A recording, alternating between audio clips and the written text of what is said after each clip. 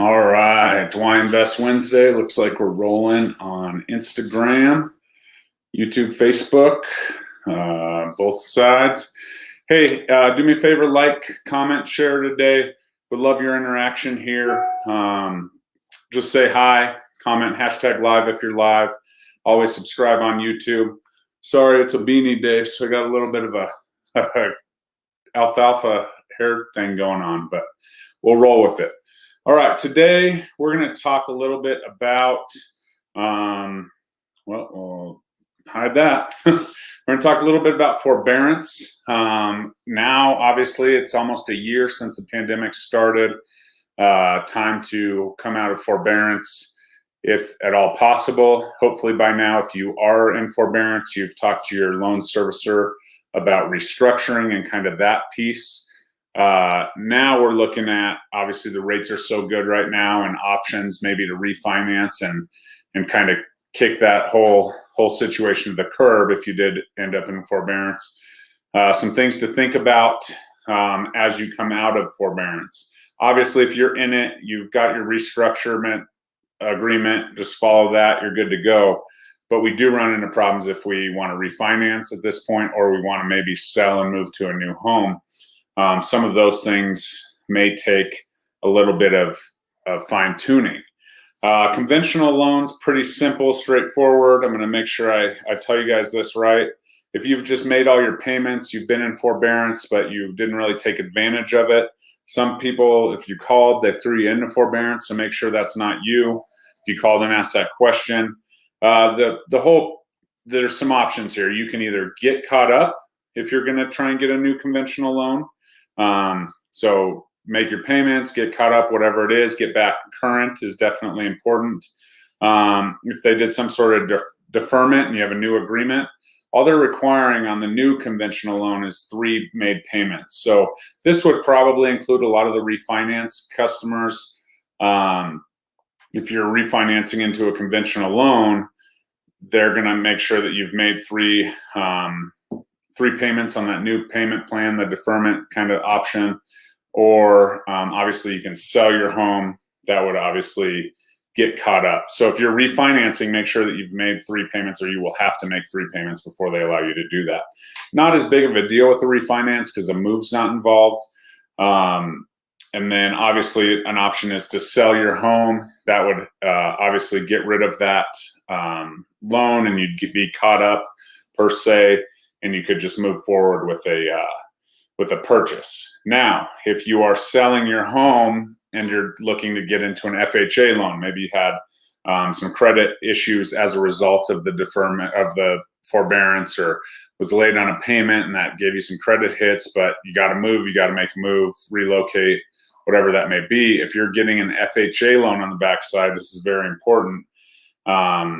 You will have had to make 3 timely payments. Otherwise, they will make you wait a whole year. So the big stick here is, if you come out of forbearance, you've made 1 or 2 payments, you go to get a new loan, it has to be FHA. Maybe you're kind of up in the air, conventional or FHA, and you have to go FHA at the last minute. If you have not made 3 timely payments on your old loan, your forbeared loan or deferred loan, you will not be able to get a mortgage for a whole year.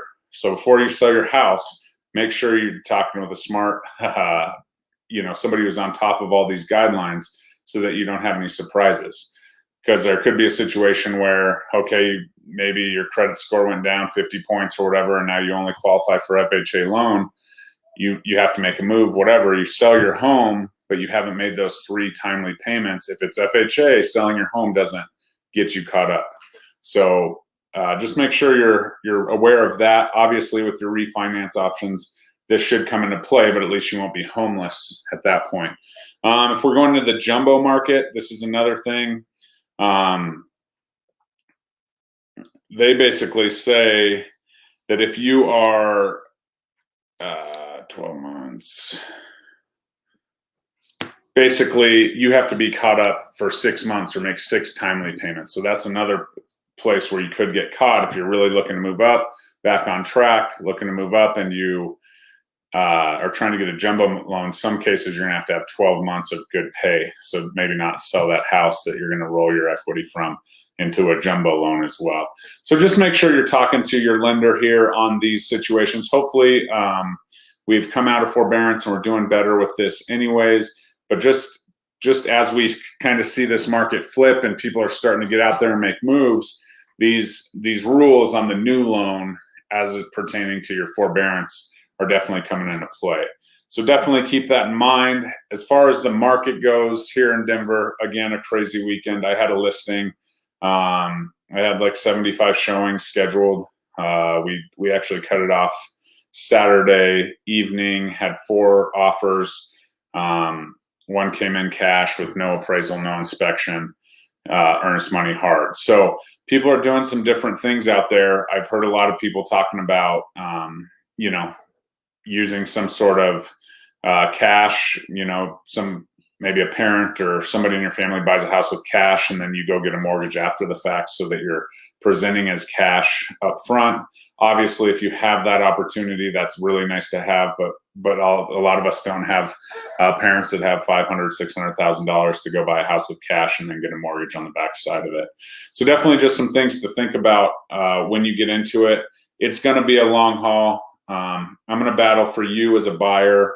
I'm going to set you up as a seller to maximize your profit, obviously, and get you the best deal possible. But as a buyer, it's going to take just some, I don't know. The best thing I could say is endurance. You got to stay positive. You got to work through it, understand your limits, like I've talked about so many times, and we will work through it and we will make it happen.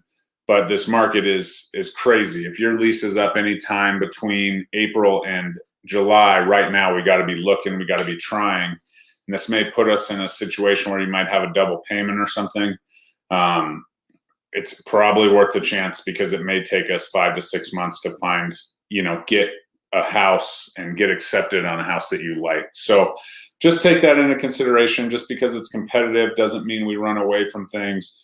I myself, as a high school basketball coach and athlete, love the competition. One of the reasons I love the real estate market is just competing and going to battle for my people and my clients. So understand that we're going to have your back, but it is going to take some endurance, some thick skin on your part, but we'll get it done. You got to have tips and tricks to get under contract in this, and we will do everything we can. From building relationships with other realtors and things like that, I work really hard to try and get you as little of the competitive side as possible. But yeah, that's today's Why Invest Wednesday. I'm going to head out to practice. The Devlin Jaguars won their first varsity game here. They have basketball, they're calling it. We got to wear masks while we're playing. It's pretty brutal on those guys, but they're resilient and at least they're playing. So,